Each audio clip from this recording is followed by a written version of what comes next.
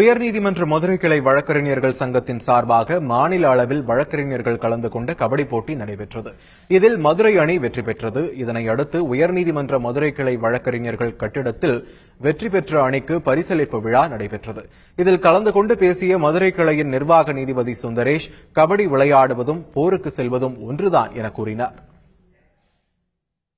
போருக்கு செல்லும் பொழுது முன்னோக்கி செல்கிறார். எதிரிகள் தன்னை தாக்க வரும் பொழுது அங்கே தற்காப்புக்கு வேண்டும். தற்காப்புக்காக அரண் வேண்டும். கடைசியாக வருகின்ற எதிரியை நாம் சுற்றி வழக்கி பிடிக்க வேண்டும். அத்தனையும் இந்த விளையாட்டில் ஆக இந்த விளையாட்டு நாம் பார்த்தோம்னா உடல் மட்டுமல்ல, உடலும் உள்ளமும் இணைந்து செயல்பட வேண்டும். உடலும் உள்ளமும் இணைந்து செயல்படுகின்ற ஒரு மனிதன் தன்னோடு இருப்பவர்களை ஒன்றாக சேர்ந்து செயல்பட வேண்டும்.